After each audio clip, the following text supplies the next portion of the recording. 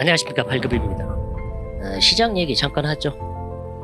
제가 제일 싫어하는 게 나왔는데 이제는 아무 짓도 못하고 쳐다만 보는 수밖에 없습니다. 자, 그리고 댓글에 고포스 하면 망한다는데 사실입니다. 여러분은 고포스를 하면 안 됩니다. 시장은 늘 레버리지 구조죠.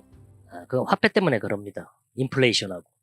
그래서 고포스를 매수할 때는 돈 벌 것 같은 구간에서 하는 게 아니라 살려주는 구간에서 진짜 임팩트에서만 하는 겁니다. 저 역시 고포스는 2년에 한 번 정도 할까 말까 그래요. 그리고 필요 충분히 맞지 않으면 포기합니다. 고포스로 돈 벌 생각 안 합니다. 그리고 이제 제 유튜브는 여러분이 아는 그런 일반적인 수급이나 지표를 보는 방송이 아니죠.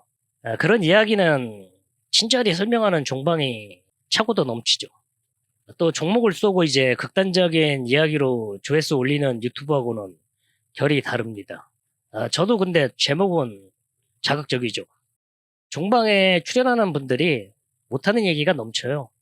그들이 이제 투자사에 종속돼 있거나 직접 이제 자산사를 운영해서 그런데 제 방송은 이제 숨은 음모를 진짜 매매에 대입하는 방송이죠. 일명 이제 여의도 찌라시라는 말이 있죠. 이 찌라시가 이제 외부로 나가는 건 대부분 연예인 얘기인데 재밌는 거는 카더라도 있지만 한 70%는 나중 가면 다 진실로 밝혀집니다. 그만큼 이제 정보가 고급스럽다는 거예요. 근데 이제 지들끼리만 알고 있는 시장 정보가 존재하죠. 그게 이제 외부로 나올 때는 이제 음모론이라는 가면을 뒤집어 쓰고 나옵니다. 그래서 이 정보를 아는 사람 또는 이 시장 구조를 아는 사람들은 이 정보가 어느 정도 신뢰성이 있는지 합리적으로 계산을 하죠. 제가 하는 방송은 그런 걸 해부하는 방송이에요. 그래서 많은 걸 의심하고 논리적으로 볼라글고 부조리를 비판하는 그런 방송이죠. 오늘 주제는 모 사이트에 똑똑한 친구가 하나 있는데 이 친구가 교과서로만 공부한 줄 알았더니 아니더라고요. 자, 그래서 환율이 지금 폭등했으니까 환율 얘기를 할게요. 이게 바로 이제 불태화 메커니즘이죠. 이게 어려운 얘기가 아닙니다. 용어가 불태화라니까 되게 어려워서 그렇지. 이게 이제 개입의 단계에서 당국이 이제 환율이 급등하면은 보유 달러를 내다 팔고 원화를 흡수합니다. 근데 이게 원화가 사라지면 이제 유동성이 축소되면서 금리가 급등하고 자금이 경색이 되죠. 이를 막기 위해서 다시 돈을 풀어야 하는데 그럼 이제 환율 방어 효과가 사라집니다. 그래서 이제 불태화 정책이 발동이 되죠. 통화안정증권이라고 하는데 우리는 통틀어서 이제 통한채라고 불러요. 이거를 이제 대거 찍어내서 이제 시중 유동성을 조절하면서 이제 환율 방어하고 물가랑 금리 사이에 불협화음을 메우려고 하죠. 이게 메커니즘인데 지금 이 시점에서 불태화 정책이 독입니다.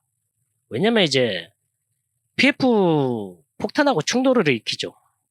부동산 PF 부실을 막기 위해서 50조를 투입하는데 시장에 돈을 풀고 있는데 그런데 이제 환율을 잡으려고 불태화 정책을 쓰면은 그러면 이제 한국은 금리하고 환율 사이에서 외통수에 걸립니다.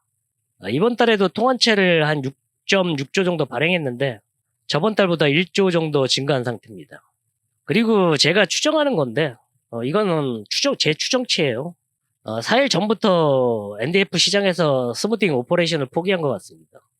한 15일간 노 대통령께서 NDF 시장 개입했다가 6조 날려먹었는데 그거 한 두세 배는 더 태운 것 같은데 그건 제 추정치고 그건 뭐 냉중에 알 수 있는 일이죠.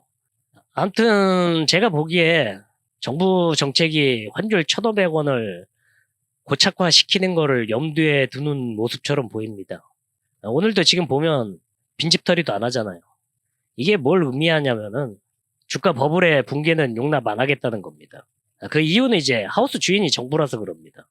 게다가 이제 감시자나 조사자까지 참여하는 도박판이라서 양보 못 하겠다는 겁니다. 그래서 설령 환율이 2,000원 가도 지수를 유지시키거나 상승할 수 있는 구조죠.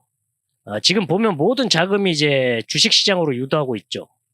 부동산 자금까지 개인의 예금 적금까지 환상을 주면서 그리고 이제 지표를 왜곡하고 환율이 1,500원이면은 무조건 외인은 이탈합니다. 근데 이제 심지어 외인 이탈까지 좋아하는 구조죠. 왜냐면 외인이 삼전을 50% 이하 가지고 있으면 시장 핸들링이 더 편해요. 하방 압력이 없어지니까.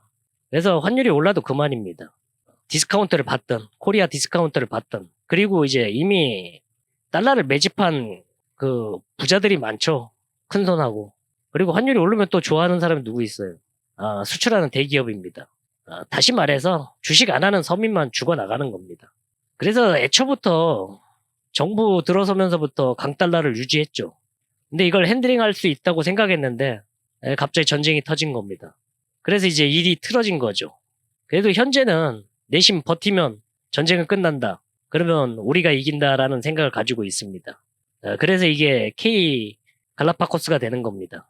예, 이제 거기다가 이제 하우스에서 타짜들을 고용했죠.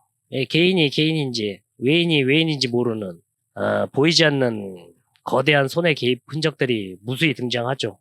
문제는 이제 삼전하고 한익 빼면 나라 살림이 개판입니다. 당연히 이제 세수가 부족하고 그러면 이제 추경을 하고 그것도 안 되면 이제 국채 발행을 하겠죠. 절대 금리 인상은 안 합니다. 그런데 이런 상황에서 국채 사줄 외국인은 없어요. 그러면 이제 애국심을 동원해서 연기금하고 기관한테 반강제로 매수를 유도할 겁니다. 그리고 이게 이런 일을 계속 벌리면은 알게 모르게 그 어두운 곳에서 비리가 발생해요. 그리고 이제 콩고물 치고는 너무나 큰 콩고물이 생기는 거죠. 이거는 좀 위험한 이야기라서 여기까지 하고 다음 편에는 지금 시중에 돌고 있는 3월 PF 위기론에 대해서 말씀드릴게요. 여러분이 뭐 이렇게 듣는 PF 위기론하고 좀 다른 방향으로 설명드릴게요. 고포스 매수는 처리하겠습니다. 왜냐면 이제 타짜 10명하고 호구 1명하고 그리고 광기에 쌓인 사람 1명 요런 시장에서 제가 싸울 수 있는 여건이 안 됩니다. 그리고 이제 하우스 주인이 파티를 끝낼 생각이 없어 보입니다. 오늘은 여기까지 하고 좋아요 구독은 안 하셔도 됩니다. 그런데 이제 다음 편은 기대하세요.